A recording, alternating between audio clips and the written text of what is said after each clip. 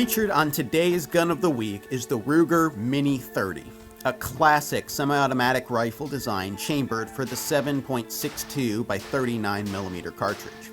Based off Ruger's widely popular Mini 14 rifle design, the Mini 30 offers many of the same classic features built around the prolific Russian intermediate 30 caliber cartridge. It was one of the first American-made semi-automatic rifles to be offered in the chambering when surplus ammunition began to flood the US market in the 1980s, and it is still a thriving line for the company today. Here, we will take a closer look at the model 5804 of the Mini 30 line, one of 6 different versions of the rifle currently offered. Just like the original Mini 30 rifles first introduced by Sturm, Ruger and Company in 1987, the current versions of the Mini 30 line use the same basic action design and operating principles that were developed by John C. Garand on the M1 service rifle in the 1930s. These features are readily apparent on the model 5804, with the shape of the bolt, operating slide, receiver, and even the trigger housing being visibly similar to those of the M1 and M1A rifles. Yet unlike those rifles, the Mini 30 design uses a fixed piston gas system. The system uses a gas cylinder housed on the operating slide to drive the action, which due to the movement of the cylinder is also self-cleaning. The barrel on the model 5804 is 18.5 inches long and made from stainless steel, with a 1 in 10 inch right-hand twist and 6-groove rifling for the 7.62mm chambering. This rifle feeds from detachable box magazine and includes 2 with a capacity of 5 rounds. Most all of the metal components on this Mini 30 come in a matte stainless finish, except for the front and rear sight pieces.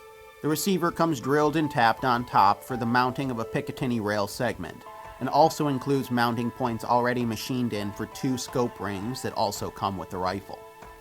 The Model 5804 wears a classic hardwood stock with a 13-inch length of pull and rubberized recoil pad included on the butt.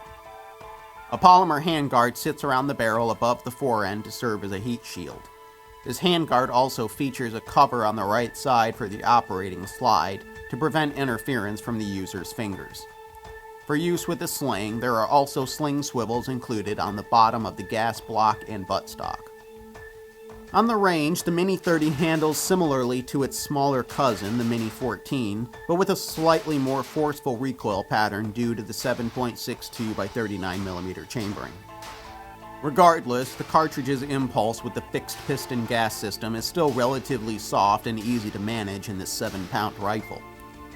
Some of the controls will be very familiar to enthusiasts of M1A rifles, as the location and function of the charging handle, safety, and magazine release are very similar. The basic disassembly of the Mini 30 is also similar in principle to that of the larger M1A, utilizing the trigger guard as a latch. There is also a bolt catch tab located on the top left corner of the receiver for holding the bolt back, though the bolt will also lock open on an empty magazine. The included 5-round magazines are flush fitting with the bottom of the rifle and are simple to remove and lock in.